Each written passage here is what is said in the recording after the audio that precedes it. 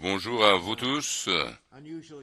C'est une expérience peu commune de pouvoir parler à des gens un peu partout.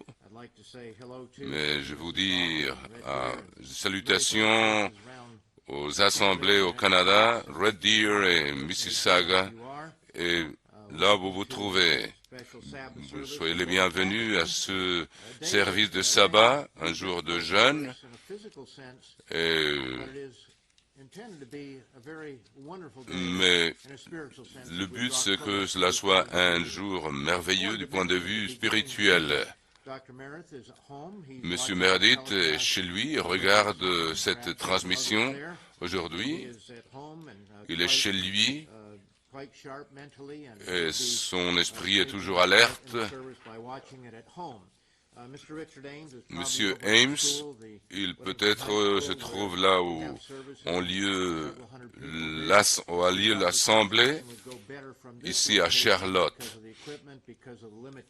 Nous, on a utilisé le studio puisqu'on a des limitations dans le site de l'assemblée.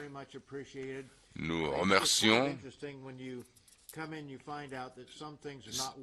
C'est intéressant de venir quand les choses ne marchent pas comme on espère.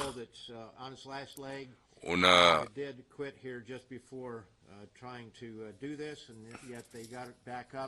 Ils ont réussi à tout remettre en ordre. Il faudra remplacer un dispositif un de ces jours. Il y a le Dieu de ce monde n'aime pas ce que nous on fait, et il y a eu un petit peu de difficulté ce matin, mais je me rends compte que le diable est là, prêt à interrompre n'importe ce qu'on fait.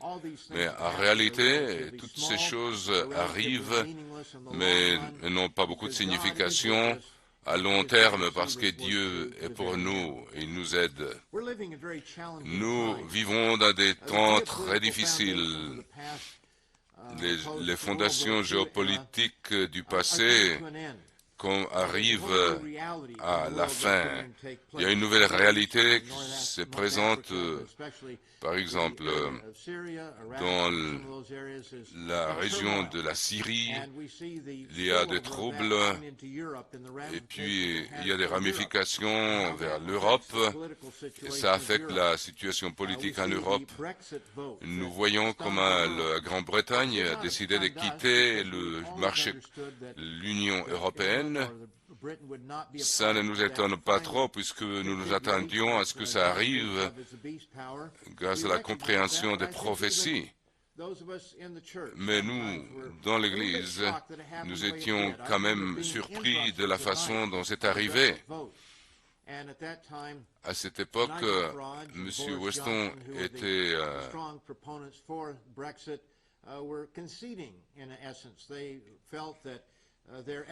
les Anglais. Boris Johnson, peut-être qui était l'un des principaux promoteurs du Brexit, il ne s'attendait pas vraiment à ce que la Grande-Bretagne quitte l'Union européenne.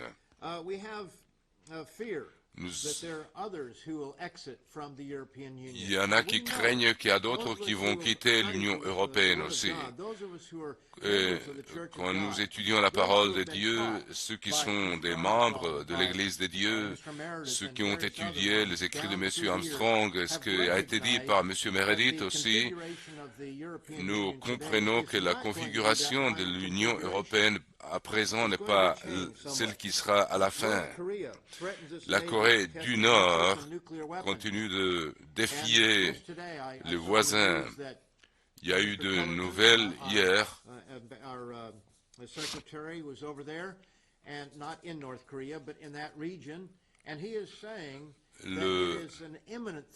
Il y a une menace imminente de la part de la Corée du Nord.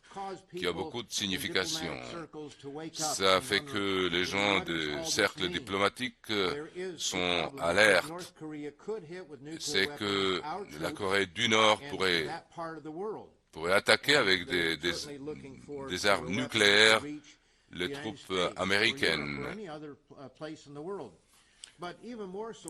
Mais même s'ils ont ces armes, elles peuvent les transporter dans un autre pays, les envoyer dans un container ou dans un cargo. Donc, le monde s'attend. Le Japon et les nations voisines sont nerveuses au sujet de la conduite de la Chine. Les États-Unis est en danger d'être une nation tout à fait divisée. Et il faudrait nous remonter au temps de la guerre civile pour voir une polarisation telle qu'on la voit aujourd'hui dans les États-Unis. Il y a eu des époques où il y a eu des divisions profondes, mais maintenant, on voit qu'une nation est divisée contre elle-même.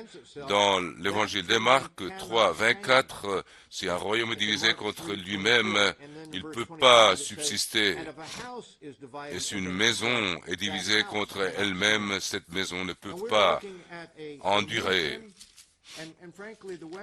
Franchement, le monde occidental est divisé pas seulement dans les sens politiques, mais dans d'autres sens aussi.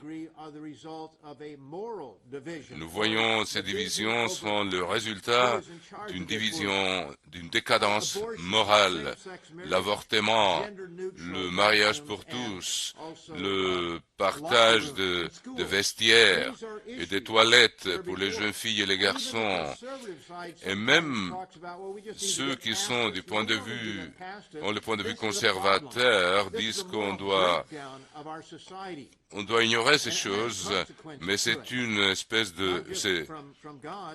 ce que nous voyons, c'est la décomposition de cette société. Donc il y a une conséquence, parce que ce sont des gens qui méprisent Dieu et ses commandements. Comment peuvent ces choses, on peut avoir un accord avec l'avortement par exemple. Comment peut-on, on tue des enfants ou on ne tue pas des enfants? Il n'y a pas un milieu. Il n'y a pas un moyen de faire un compromis ou de trouver un accord. Il y a un qui gagne, l'autre il perd. Il semble que la décadence a le devant ou l'emporte. Nous savons qu'à la fin, la vérité va triompher. Il y a un autre défi auquel nous faisons face maintenant dans l'Église. Je vous parle franchement, avec sincérité. Nous approchons d'un changement de leadership dans l'Église de Dieu. Nous sommes très reconnaissants de ce que M. Meredith a fait quand il a été un chef qui avait cette gravitas, comme on l'appelle aujourd'hui, ou qui a eu le courage de revivre l'œuvre de Dieu qui était en train d'être détruite. Nous sommes très reconnaissants. Et pour le dernier quart de siècle, il a été notre leader. Il a été l'évangéliste qui préside l'Église du Dieu vivant. Mais sa santé se détériore et son temps s'approche, comme il le sait lui-même, à moins que Dieu décide de le revivre. Et il reconnaît que c'est peut-être le temps et que c'est le temps de s'endormir et d'attendre la résurrection. Mais il y a des ramifications pour vous et pour nous, parce que beaucoup de nos membres, ils n'ont jamais connu un autre évangéliste qui préside Si vous avez 30 ans et vous avez grandi dans l'Église, vous avez toujours connu M. Meredith. Nous avons beaucoup de gens qui sont venus dans l'Église dans les derniers 25 années. À Mississauga, où vous m'écoutez maintenant, à peu près la moitié, 50% des personnes qui sont là dans la congrégation de Mississauga, ils sont venus dans les dernières 25 années. La plupart des membres au Canada n'a pas été une partie de l'Église des dieux universels. En Australie aussi, peut-être en Nouvelle-Zélande, et en Afrique du Sud, et dans d'autres coins du monde, on peut dire la même chose, que la plupart des gens sont venus dans l'Église à cause de cette œuvre. Et tous ces gens qui ont dit que l'œuvre était finie après la mort de M. Armstrong, ils ne savent pas de quoi ils parlent. Ils ont fait une grave erreur pour ne pas faire l'œuvre de Dieu. Et nous avons de la reconnaissance pour avoir eu l'occasion de faire l'œuvre de Dieu grâce à l'intervention, à la position de M. Meredith. Il y en a qui croient que, comme c'est arrivé quand M. Armstrong est mort, qu'il est évitable que l'Église tombe encore dans une autre apostasie. Il y en a qui croient qu'ils ne voient pas la preuve, mais ils croient que c'est inévitable. Ils savent ce qui est arrivé après la mort de M. Armstrong, et ils croient que la même chose va arriver encore. C'est compréhensible. On comprend cette crainte, mais est-ce que l'Église des dieux s'est toujours détournée quand il y a la mort d'un leader ou d'un chef? Nous approchons d'une transition, d'une grande signification, et nous allons voir que beaucoup de choses positives peuvent arriver et arriveront si nous avons confiance et nous obéissons notre Créateur. Et l'un suit l'autre. Si on n'a pas de confiance en Dieu, on n'obéit pas. Donc, Moïse a conduit les enfants d'Israël pendant 40 années, mais dans la vie d'une personne au niveau individuel, et la plupart sont morts pendant cette époque. Et ceux qui étaient plus jeunes, qui avaient moins de 20 ans au moins, ils sont survécus. Mais la plupart de cette génération, tous ces gens-là, ils n'avaient connu que Moïse comme leur chef. Ils étaient avec lui depuis qu'ils avaient quitté l'Égypte. Si nous allons au temps de la transition en Deutéronome 31,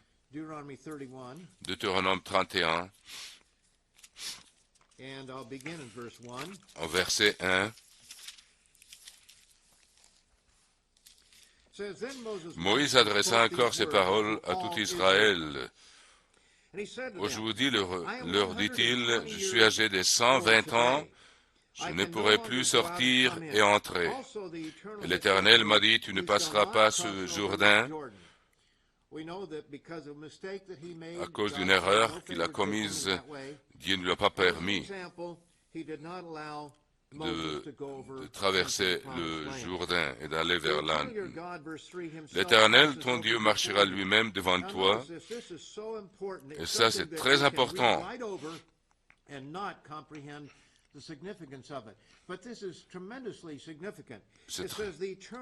L'Éternel lui-même, il marchera lui-même devant toi. Il détruira ces nations devant toi. Et tu t'en rendras maître. Tu t'en rendras maître. Josué marchera aussi devant toi, comme l'Éternel te l'a dit. L'Éternel traitera ces nations comme il a traité Sion. C'est l'œuvre de Dieu. C'est Dieu qui va nous guider vers la terre promise. Et l'Éternel, comme il a fait à Sion et à Og, roi des Amoréens, l'Éternel vous les livrera et vous agirez à leur égard selon tous les ordres que je vous ai donnés. Fortifiez-vous et ayez du courage. Nous devons avoir cette force, ce courage, ne pas être craintif en nous demandant qu'est-ce qui va arriver. Il faut avoir le courage en sachant qui est le chef de cette œuvre. C'est le Christ lui-même qui est le chef de cette œuvre. Et si nous croyons ça, les choses vont bien marcher. Donc, fortifiez-vous, n'ayez pas peur. Ne soyez point effrayés devant eux. Parfois, nous craignons des choses que nous ne devons pas craindre, mais ce sont des choses qui se les produisent dans nos imaginations. Car l'Éternel, ton Dieu, marchera lui-même avec toi. C'est lui-même. Il ne te délaissera point.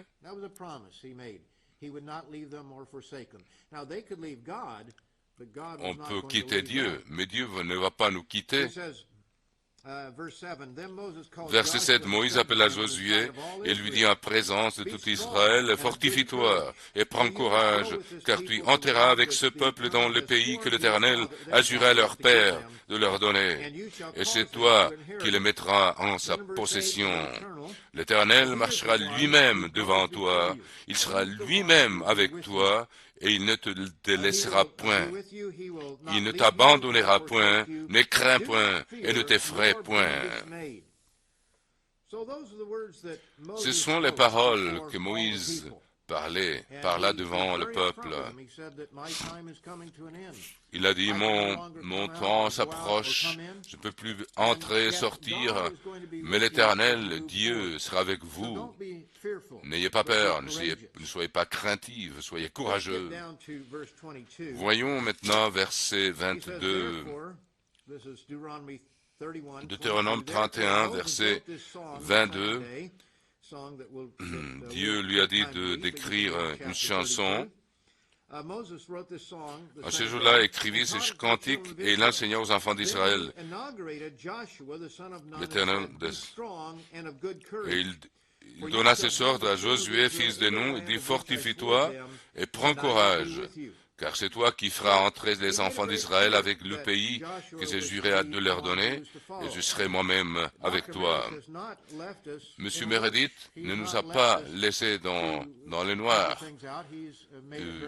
Il a clairement déclaré qu'il y aurait une succession, un successeur, et dès le début, il a reconnu le fait qu'il ne serait pas là pour toujours.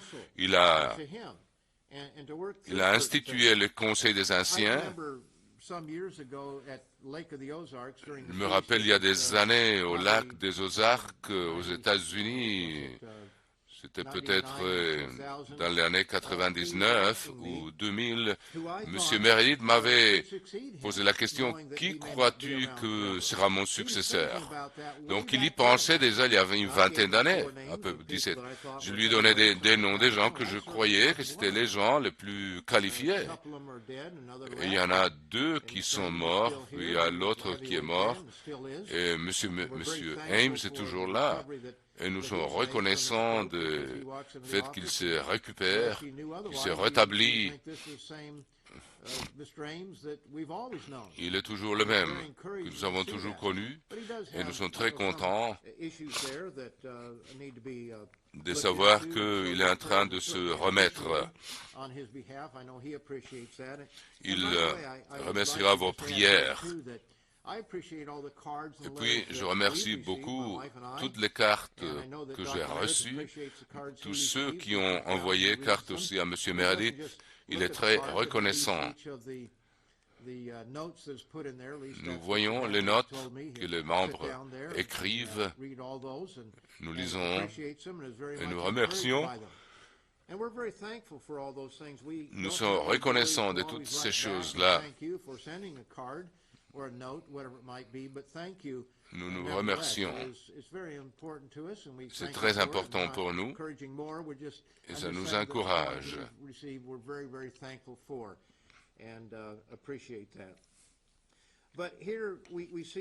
Nous voyons donc ici que Josué a été choisi. Monsieur Meredith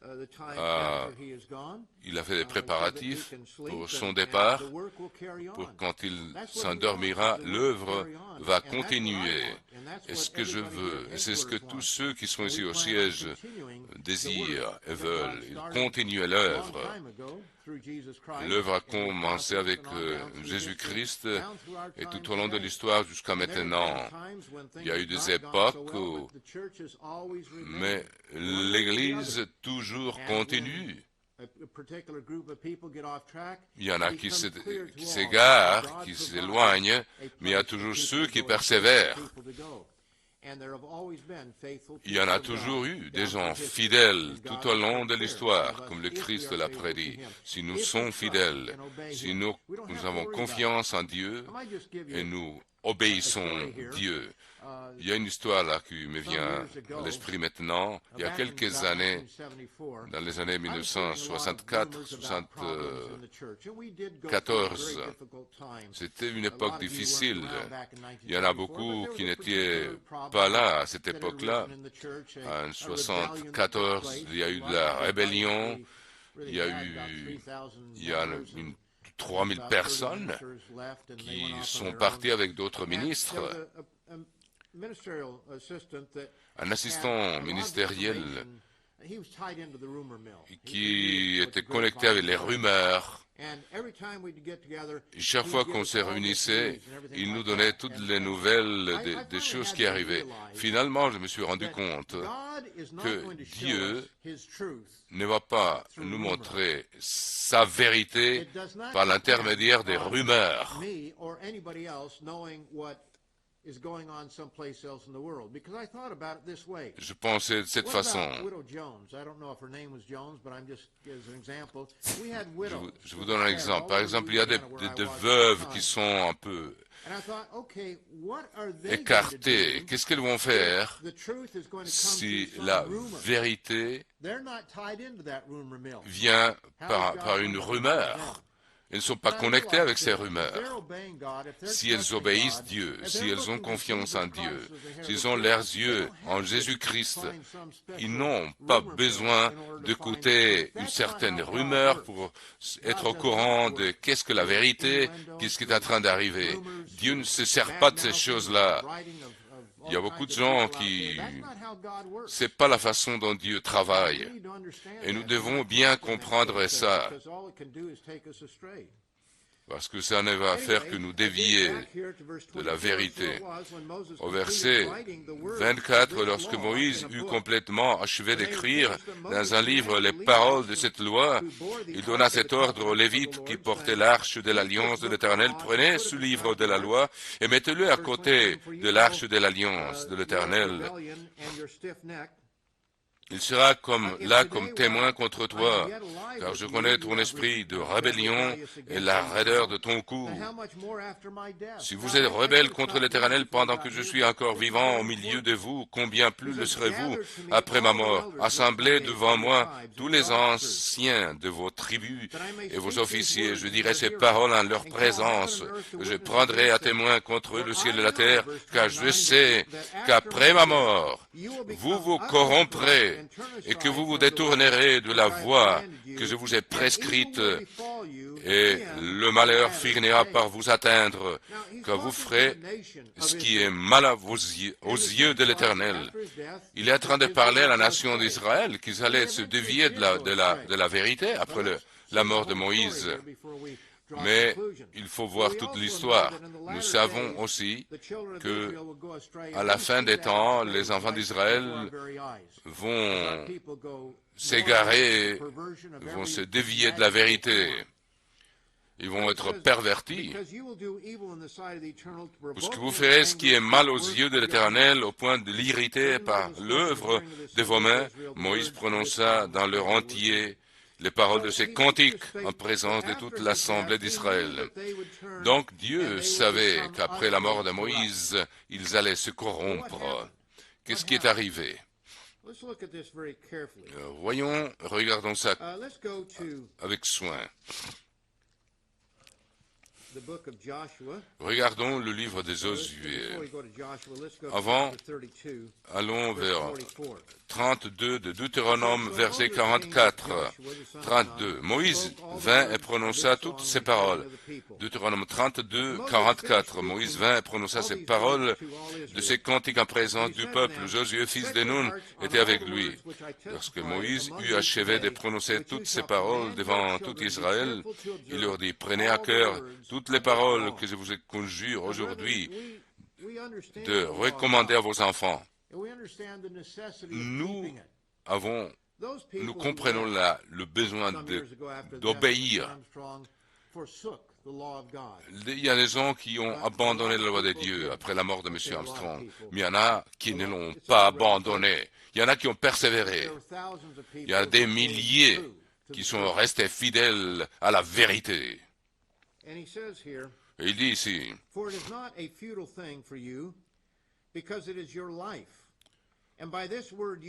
car ce n'est pas une chose sans importance pour vous, c'est votre vie.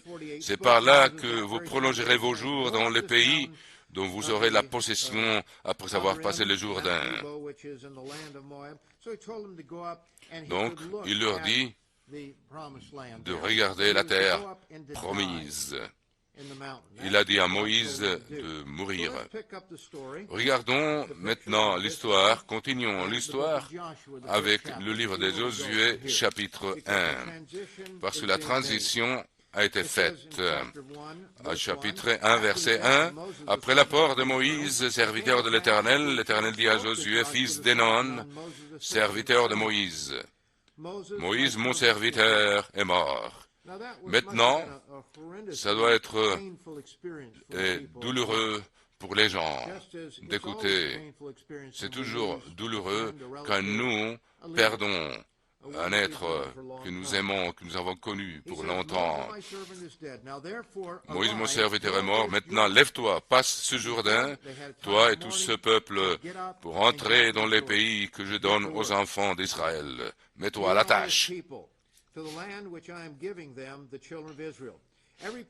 Tout lieu que foulera la plante de votre pied, je vous le donne, comme je l'ai fait avec Moïse.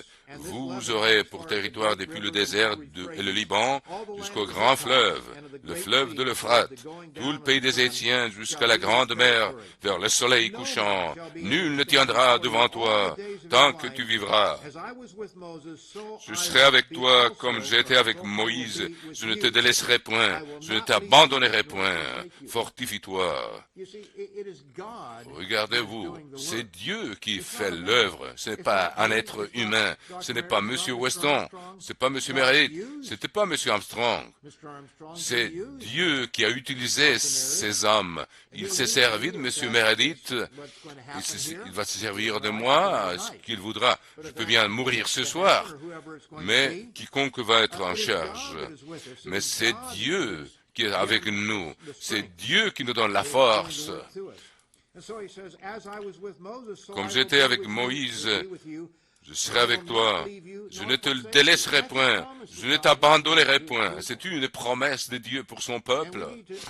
Et nous devons comprendre que c'est une promesse. C'est fortifie-toi et prends courage, que c'est toi qui mettras ce peuple en possession des pays que j'ai juré à leur père et de leur donner. Fortifie-toi seulement et aie bon courage en agissant fidèlement selon toute la loi que Moïse, mon serviteur, t'a prescrite. Ne t'en détourne ni à droite ni à gauche. Donc, il faut donc avoir le courage pour obéir cette loi. Ne te détourne ni à droite ni à gauche, afin de réussir dans tout ce que tu entreprendras. Si nous nous détournons, nous nous mettrons dans des sérieuses difficultés. Je sais que vous ne voulez pas quitter. Vous savez la raison pour laquelle nous sommes ici. Que ce livre de la loi ne s'éloigne point de ta bouche. Médite-le jour et nuit pour agir fidèlement selon tout ce qui est écrit. Car c'est alors que tu auras du succès dans cette entreprise. C'est alors que tu réussiras. C'est en acceptant la grâce de Dieu et sa miséricorde. Ça va nous apporter la réussite avec l'obéissance. Ne t'ai-je pas donné cet ordre? Fortifie-toi et prends courage, ne t'effraie point et ne t'épouvante point, car l'Éternel, ton Dieu, est avec toi dans tout ce que tu entreprendras. Nous ne savons pas ce qui va arriver. Nous avons le résultat final, mais nous ne savons pas exactement ce qui va arriver demain ou 6 mois d'ici. Ce que nous pouvons dire, c'est que nous sommes ici pour un chemin difficile. Et si quelqu'un ici pour un chemin facile, il n'est pas dans l'endroit correct. Dieu nous a commandé d'enseigner sa vérité. Et il nous donne le pouvoir de le faire. Nous devons être prudents, mais nous ne devons pas nous cacher. Nous n'avons pas nous cacher pour nous échapper des difficultés, de persécutions. J'espère que vous le comprenez tous, car c'est notre sort. Jésus-Christ l'a dit à ses disciples. Le monde ne va pas vous aimer. Il va s'opposer à tout ce que vous faites. Ne vous pas commander, ne t'effraie point, ne t'épouvante point, car l'Éternel, ton Dieu, est avec toi dans tout ce qu'il tu entreprendras. Dans le livre de Jérémie, l'Éternel avertit Jérémie que les gens vont s'opposer à lui, qu'ils vont le rejeter. Dieu lui a dit, je fais ton front plus dur que le leur.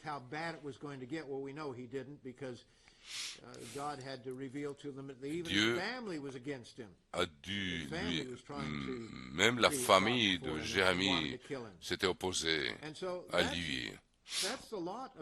C'est le sort du peuple de Dieu tout au long de l'histoire.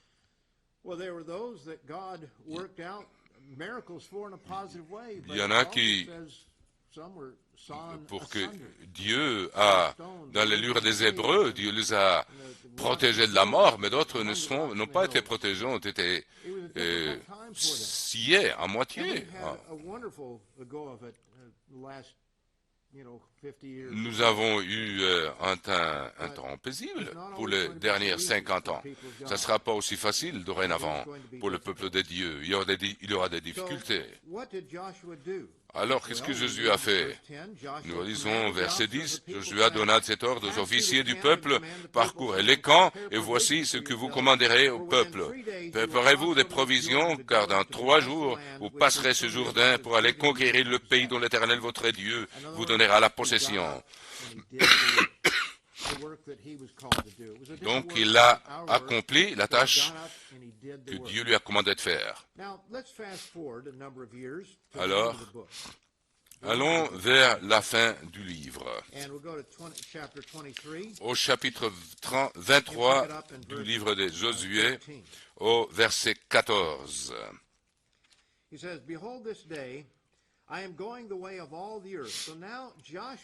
Voici, je m'en vais maintenant par le chemin de toute la terre. Reconnaissez de tout votre cœur et de toute votre âme. Donc il reconnaît qu'il doit mourir. Qu'aucune de toutes les bonnes paroles prononcées sur vous par l'Éternel votre Dieu n'est restée sans effet. Toutes se sont accomplies. Pour vous, aucune n'est restée sans effet. Donc pendant toutes ces années, Dieu a été avec eux. Ils n'étaient pas parfaits, ils ont commis des erreurs, mais il y a eu des conséquences. Mais en tout, ils sont restés proches de Dieu. Et comme toutes les bonnes paroles que l'Éternel, votre Dieu, vous a dites, se sont accomplies pour vous. De même, l'Éternel accomplira sur vous toutes les paroles mauvaises jusqu'à ce qu'il vous ait détruit au-dessus de ce bon pays que l'Éternel, votre Dieu, vous a donné. Si vous transgressez l'alliance que l'Éternel, votre Dieu, vous a prescrite, et si vous allez servir d'autres dieux, et vous prosternez devant eux, la colère de l'Éternel s'enflammera contre vous, et vous périrez promptement dans le bon pays qu'il vous a donné. Donc, Josué, il comprenait que les gens, il y en a qui allaient se détourner. Il savait bien les conséquences. Josué assembla toutes les tribus d'Israël, chapitre 24, à Sichem, et il convoqua les anciens d'Israël. Au chapitre 24, verset 29, après ces choses, Josué, fils de Nun, serviteur de l'Éternel, mourut, âgé de 110 ans. On l'ensevelit dans le territoire qu'il avait eu en partage. Donc, dans le territoire, on l'ensevelit dans le territoire qu'il avait eu en partage à Timnath-Zerach, verset 31. Israël servit l'Éternel pendant toute la vie de Josué et pendant toute la vie des anciens qui survécurent à Josué et qui connaissent tout ce que l'Éternel avait fait en faveur d'Israël. Donc, ils sont restés en général fidèles. Et après la mort de Josué, les anciens, ils sont restés fidèles.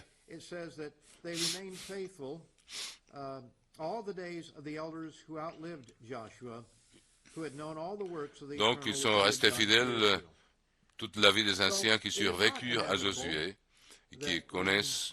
Donc, il n'est pas inévitable que quand un leader meurt, ce sont des gens charnels. Il y a beaucoup de gens charnels qui sont entrés dans l'Église universelle. Il y a un homme qui a dit publiquement, I have never j'ai jamais étudié la Bible. Il y a des gens qui ont dit ça. Il y a quelque chose qui ne marchait pas. Si nous étudions la parole de Dieu, si nous prions à Dieu, si nous jeûnons comme nous faisons aujourd'hui, pas seulement quand l'Église proclame un jeûne, ou seulement pendant le jour des expiations, il y en a des gens qui ont des questions de santé et qu'on comprend qu'ils ne peuvent pas jeûner souvent. Mais ce sont des choses que vous pouvez parler avec vos ministres. Mais si nous faisons notre part, Dieu sera avec nous. Il ne va pas nous abandonner. Il ne va pas partir quand le leader s'en va. Il est toujours avec nous, parce que c'est l'Église de Dieu. Ce n'est pas l'Église d'un homme. Il y a des leaders qui sont plus forts, qui ont plus d'énergie, mais ça ne veut pas dire que parce que quelqu'un meurt, et il y a quelqu'un qui va conduire l'Église dans les directions erronées.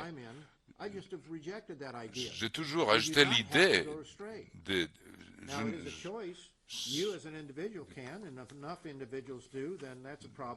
Je ne savais pas que moi, j'allais être dans cette position.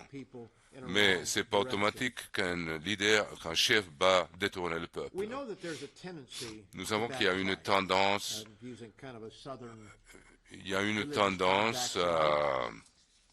à se détourner, à s'égarer.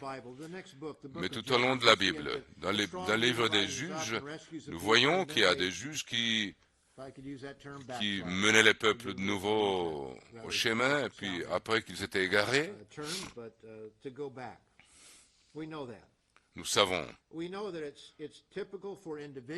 que c'est typique pour des gens qui commencent ce chemin de vie, ils ne finissent pas, ils ne persévèrent pas. Mais toujours, il y a ceux qui seront fidèles. Parmi vous, vous êtes beaucoup parmi ceux qui sont assis. Il y en a qui sont là et qui ont été fidèles pendant des décennies. Il y a des gens qui ont été fidèles et loyaux pendant des longues périodes. Et on vous félicite pour ça. Il y a des gens qui ne vont pas s'égarer.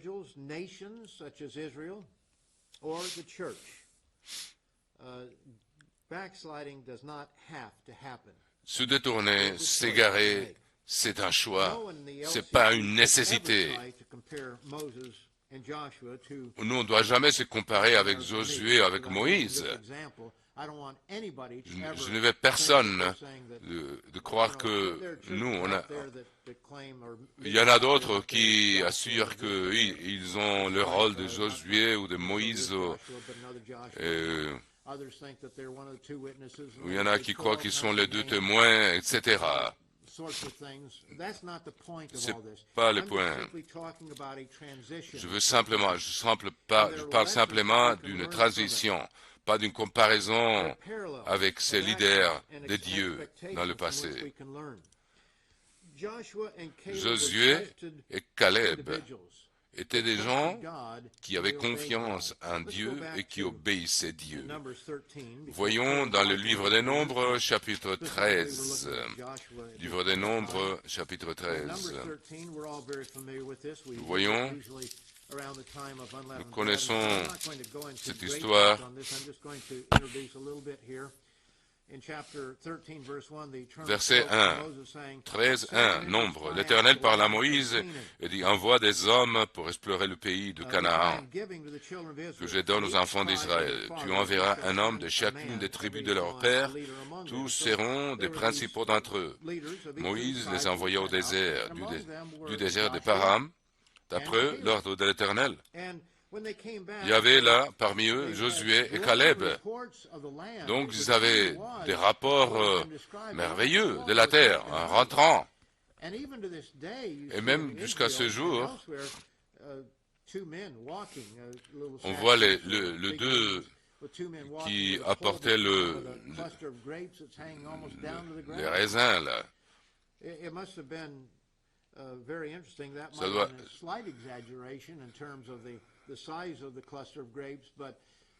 C'était vraiment une terre très productive, très fertile. Donc ils ont montré le fruit de la terre. Mais alors ils se sont plaints.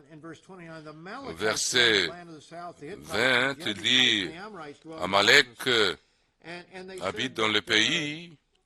Et puis ils ont vu les géants, au chapitre, verset 24, on donna ces livres. Ils ont dit que ces gens étaient plus forts qu'eux.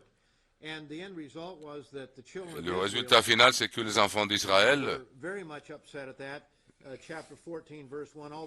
au chapitre 14, verset 1, de Nombre et toute l'assemblée éleva la voix et poussa des cris, et le peuple pleura pendant la nuit. Tous les enfants d'Israël murmurèrent contre Moïse et Aaron, et toute l'assemblée leur dit que ne sommes-nous morts dans le pays d'Égypte, ou que nous sommes-nous morts dans ce désert? Pourquoi l'Éternel nous a fait-il aller dans ce pays? Alors il parlait de lire un autre leader. Moïse et Aaron tombèrent sur leur visage en présence de toute l'assemblée réunie des enfants d'Israël, et parmi eux, qui avaient exploré le pays, Josué, le fils d'Énon, et Caleb, fils de Jephunnée, déchirèrent leurs vêtements et parlèrent ainsi à toute l'assemblée des enfants d'Israël. Le pays que nous avons parcouru pour l'explorer est un pays très bon, excellent. Si l'Éternel nous est favorable, il nous mènera dans ce pays et nous le donnera. C'est un pays où coule le lait et le miel. Seulement, ne soyez point rebelles contre l'Éternel et ne craignez point les gens de ce pays, car ils nous serviront de pâture. Ils n'ont plus d'ombrage pour les couvrir. L'Éternel est avec nous. Ne les craignez point. Quel est le résultat? Verset 10. Toute l'assemblée parlait de les lapider lorsque la gloire de l'Éternel apparut sur la tente d'assignation. Ils voulaient les lapider. Mais ces hommes se sont tenus fermes. Josué, il a conduit le peuple vers la terre promise. Il y en avait d'autres plus jeunes qui ne sont pas morts. Alors, ils ont continué après Josué. On ne sait pas combien d'années. Donc les gens sont restés fidèles même après la mort de Josué. Donc ce n'est pas inévitable que l'Église se détourne, comme quelqu'un pense, quand il y a un changement de leadership, de chef. Israël n'a pas eu confiance. Il ne croyait pas que Dieu était parmi eux. Il y a une référence dans d'autres écritures. C'est des choses qui sont arrivées tout au début. Nous lisons dans l'Exode chapitre 17.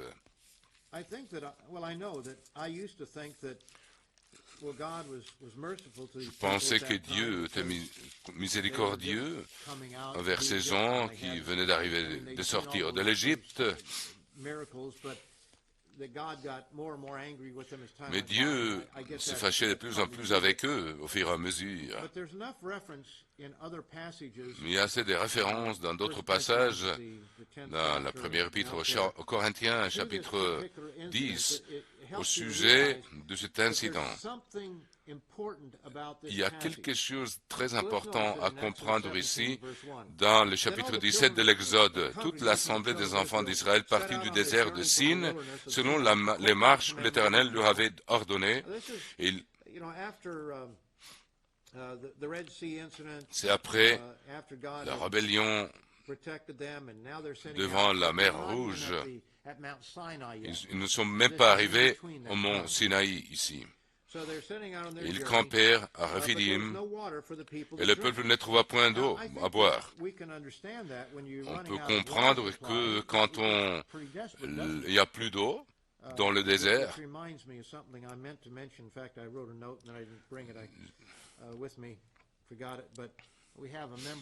nous avons un membre au Pérou. Il y a une dame qui a perdu sa maison pendant des inondations. Il y a donc, avec ses deux filles, donc il y a des inondations au Pérou. Il y a un membre de l'Église qui a perdu sa maison, mais il n'y a pas eu d'autres pertes de vie. Donc l'Église va certainement prêter l'aide nécessaire pour ces personnes qui ont subi des...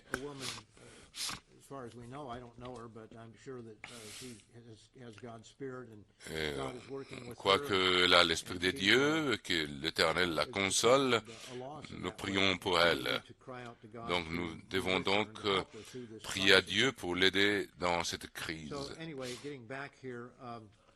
Retournons ici, donc le peuple n'a plus d'eau. Donc il dit, donnez-nous de l'eau. Et Moïse dit, pourquoi vous? Le peuple était là pressé par la soif, murmurait contre Moïse, disant, pourquoi nous as-tu fait monter hors d'Égypte? Il condamnait Moïse. Et les gens murmuraient contre Moïse. Pourquoi nous as-tu fait monter hors d'Égypte pour nous faire mourir de soif? Moïse cria à l'Éternel en disant, que ferai-je à ce peuple encore un peu, et ils me lapideront. L'Éternel dit à Moïse, passe devant le peuple, prends avec toi des anciens d'Israël, prends aussi dans ta main ta verge avec laquelle tu as frappé le fleuve et marche. Voici, je me tiendrai devant toi sur le rocher d'Horeb, tu frapperas le rocher et il en sortira de l'eau et le peuple boira. Et Moïse fit ainsi aux yeux des anciens d'Israël. Il donna à ces lieux le nom de Massa et Mériba, parce que les enfants d'Israël avaient contesté et parce qu'ils avaient tenté l'Éternel en disant, l'Éternel est-il au milieu de nous ou il n'y est pas? N'y est-il pas? Donc, ils mettaient en doute si Dieu était avec eux ou non, après tout ce qui était arrivé, avec tous les miracles que Dieu avait opérés. Je crois que nous avons donc appris que les miracles ne perdurent pas dans la tête des gens. Il y a des gens qui se détournent après avoir été miraculeusement guéris. Monsieur Meredith se rappelle des gens qui ont été guéris miraculeusement et qui se sont éloignés, ils ont quitté l'Église. Mais le fait qu'il y a eu une intervention et qu'on ne pouvait pas expliquer autrement, ça ne les a pas sauvés. Quelque chose fondamentalement ne marche pas du tout avec certaines personnes. Il y a des gens qui s'égarent, qui s'éloignent, qui quittent. Si nous allons dans le livre aux Hébreux, chapitre 3, nous voyons le problème des enfants d'Israël. Ils ne croyaient pas.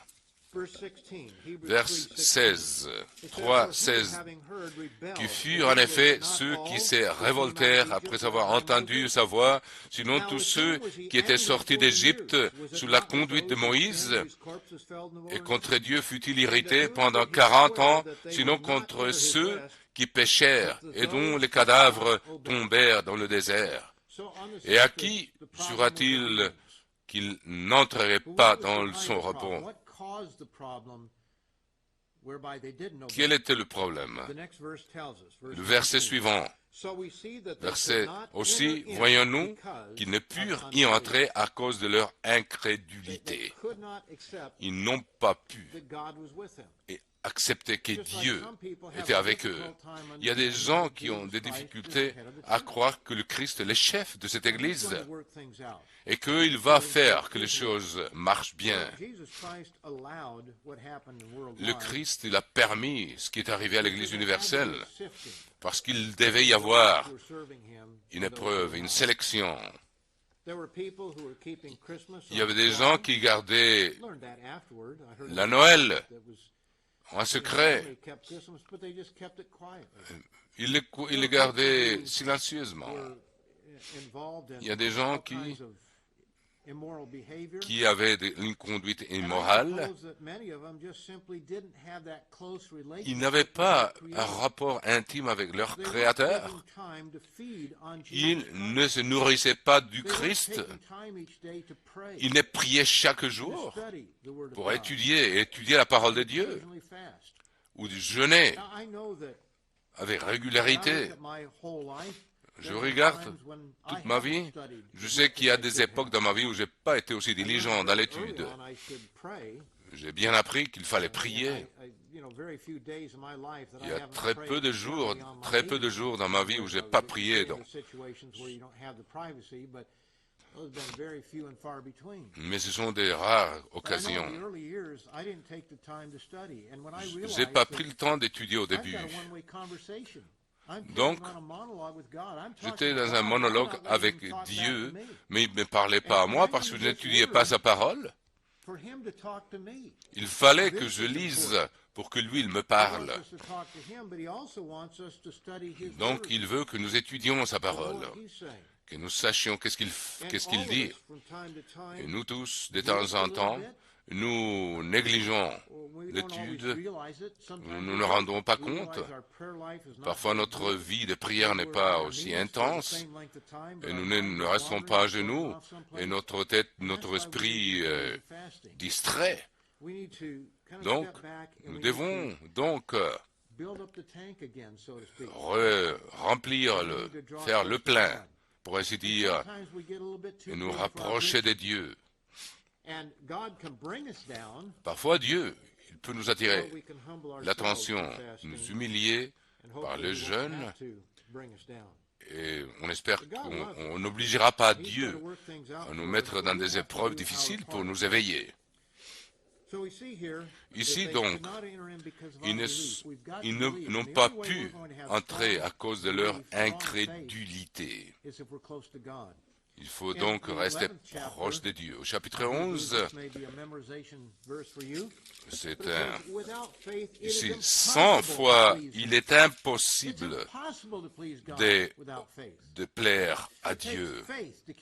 Il faut la foi pour garder le sabbat, pour garder les fêtes de Dieu, pour payer les dîmes. Il faut de la foi pour rester ferme et de suivre le chemin droit, et que ça toujours aura le succès, un résultat final. Dieu nous a donné les 10 commandements pour nous montrer qu'il y a certaines choses qui sont toujours justes, toujours correctes. Il y a d'autres qui sont toujours mauvaises.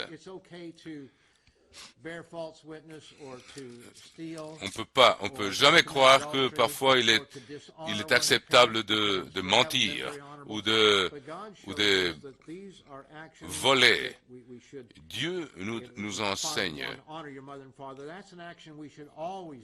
Par exemple, honorer nos parents. Ce sont des choses qu'on doit toujours faire. Il y a des choses qui sont toujours erronées, qui sont mauvaises. Sans foi, il est impossible de plaire à Dieu.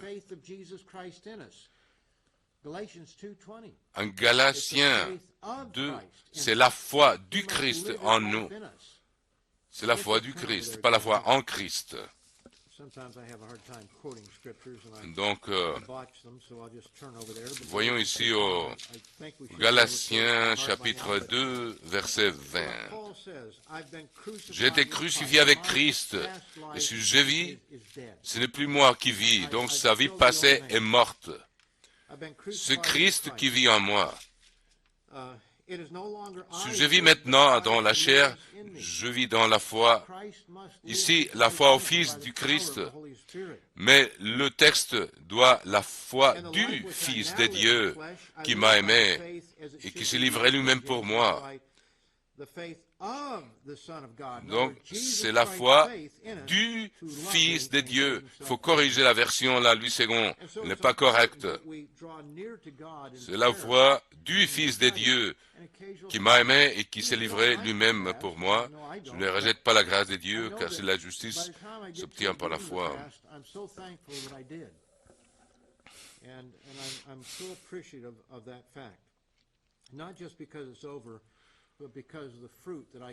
Le fruit que nous pouvons voir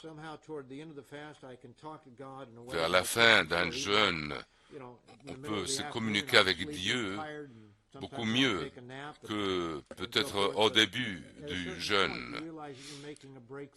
Mais le jeûne vous transporte dès l'avant. Et après, on se rend compte plus tard qu'il faut jeûner encore. Israël n'a pas eu confiance en Dieu. Mais l'Éternel a dit qu'il sera toujours avec nous si nous avons confiance en lui. Nous voyons ça dans Deutéronome 31, versets 6 et 8. On va revoir ces écritures. Deutéronome 31.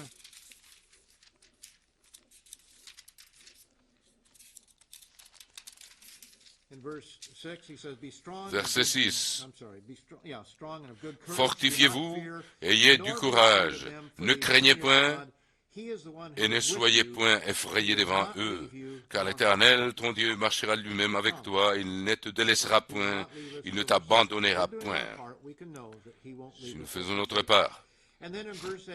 Verset 8. L'Éternel marchera lui-même devant toi. Il sera lui-même avec toi, et il ne te délaissera point, il ne t'abandonnera point, ne crains point, et ne t'effraie point. C'est un principe que nous pouvons donc, sur lequel nous pouvons nous appuyer. Il a dit à Josué directement au chapitre 1 de Josué, au verset 5, Il lui a dit, nul ne tiendra devant toi tant que tu vivras. Je serai avec toi, comme j'ai été avec Moïse, je ne te délaisserai point, je ne t'abandonnerai point. Nous voyons donc, ici nous voyons ça dans le livre des...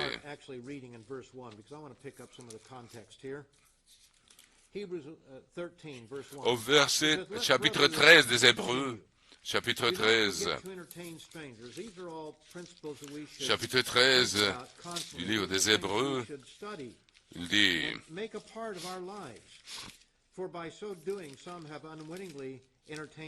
il parle de l'hospitalité.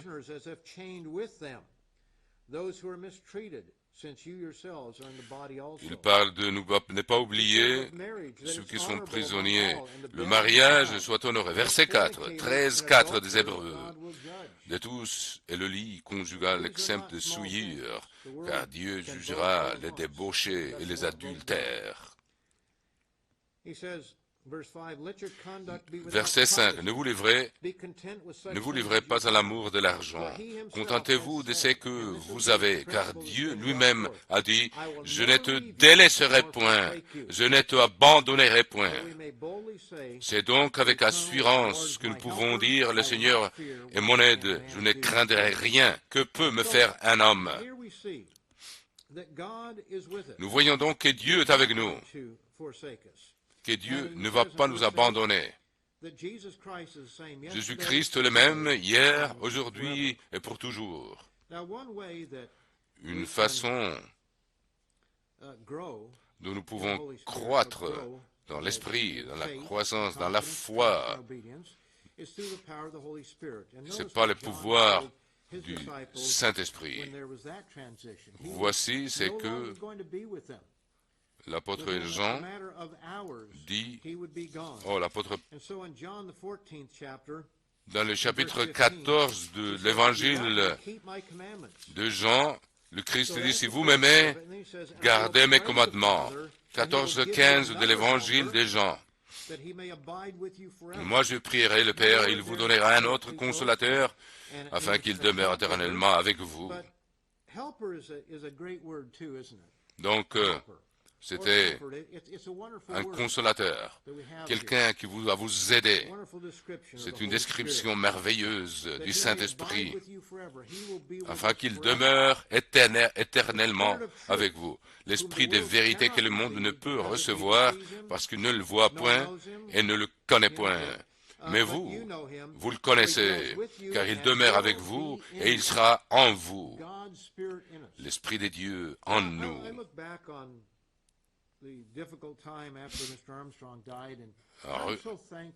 Nous sommes reconnaissants du fait que Dieu nous a préservés dans sa vérité, même après la mort de M. Armstrong et après l'apostasie. Moi, je n'étais pas le plus fort. Il y a des époques de ma vie où j'ai pas fait. C'est-à-dire, j'ai pas toujours été aussi proche de Dieu que je devrais. Mais je sais que dans la mesure où j'étais proche de Dieu, il nous a préservés par sa miséricorde. Il nous a préservés. Et Dieu, il va préserver vous tous dans les temps qui s'approchent si nous faisons notre part, si nous avons du courage, si nous avons cette confiance et cette obéissance en Dieu. Donc il dit ici, verset 17, 14-17 de Jean, je ne vous laisserai pas orphelins. Il ne va pas nous laisser et l'Église disparaître. Il y a des gens,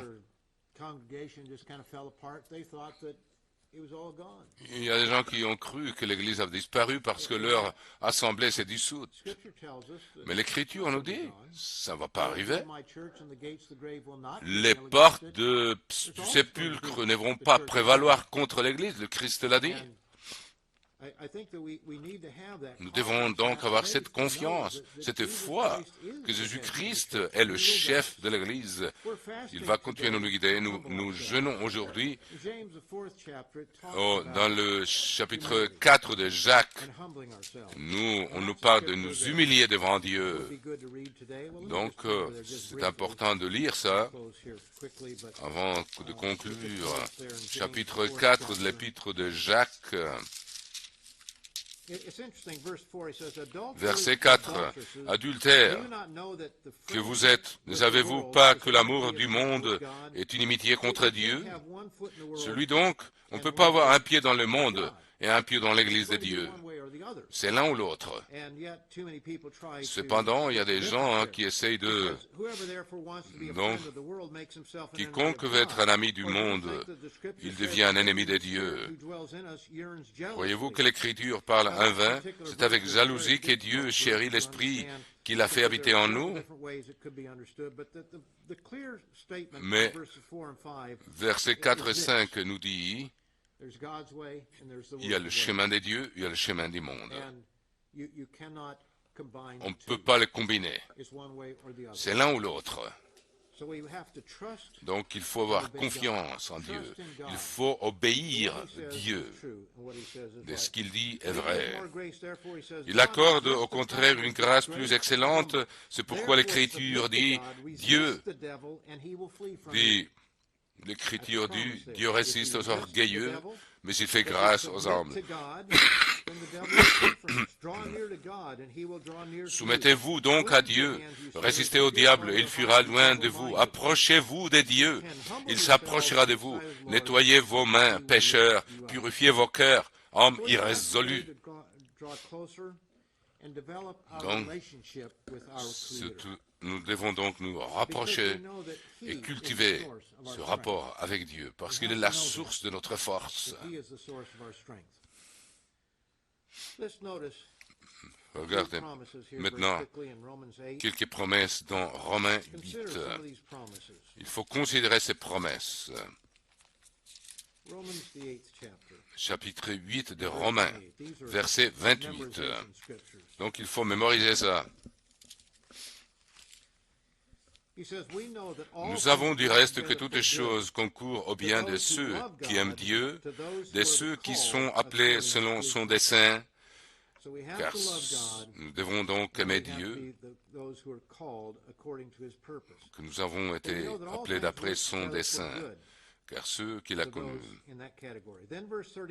Verset 31. Que dirons-nous donc à l'égard de ces choses? Si Dieu pour nous, qui sera contre nous? Nous ferons face à des temps difficiles dans le futur. Le diable, il va faire tout ce qu'il peut pour nous attaquer.